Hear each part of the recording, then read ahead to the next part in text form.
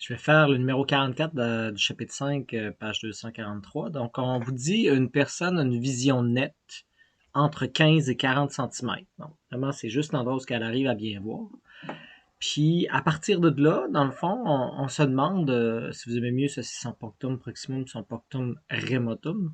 Donc, on veut savoir, premièrement, pour corriger son problème de vision de loin, parce qu'elle ne voit pas très loin, elle voit 40. Donc, quelle est la longueur focale des lunettes qu'on va lui mettre? Et maintenant, quand elle aura ces lunettes-là, quel est le nouveau punctum proximum? C'est plus 15, ça va avoir changé. Donc, la première question ici, là, A. Ce qu'on sait, c'est que la personne, en tant que telle, est capable de voir à 40 cm. Elle n'est pas capable de voir les objets qui sont à l'infini. Donc, très loin.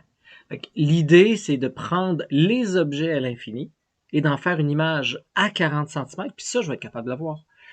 C'est ça l'objectif. Donc, c'est de trouver la paire de lunettes qui prend les objets à l'infini, mais qui en fait une image à l'endroit où je suis capable de voir. Ici, vous voyez, P, ça va être l'infini. Q, ça va être 40 cm. Bon, est-ce que c'est une image réelle ou c'est une image virtuelle? Ça, c'est l'autre question qu'il faut se poser.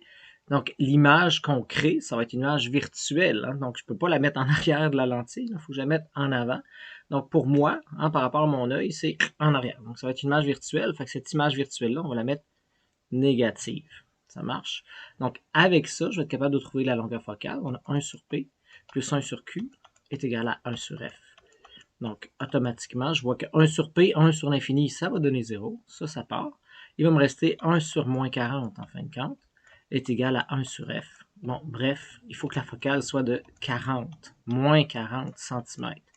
Donc, et si je fais l'inverse, 1 sur moins 40, donc 1 sur 0.4 dans le fond, ça me donne une vergence de 2.5. En bout de ligne, si je me mets en mètres, 1 sur F, ça moins 1 sur 0.4 en fin de compte, ça me donne moins 2.5 dioptries. Donc, on voit que la correction visuelle de cette personne-là, c'est moins 2.5 dioptries. Bon, maintenant qu'on a les lunettes sur le nez, la question c'est où est rendu mon punctum remotum?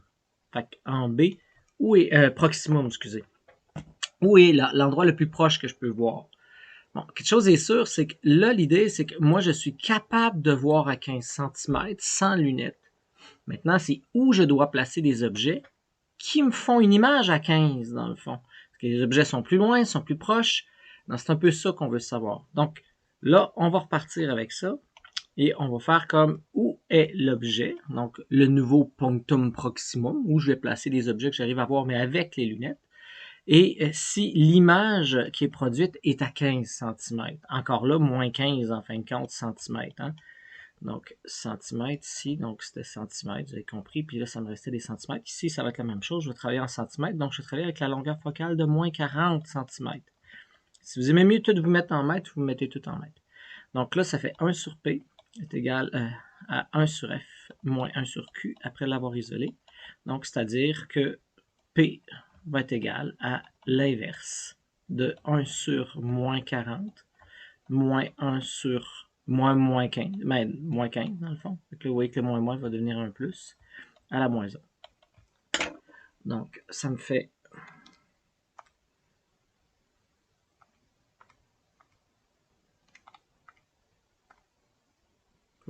pas la bonne fonction. Bon, on va recommencer. Donc, 40 inversé plus 15 inversé.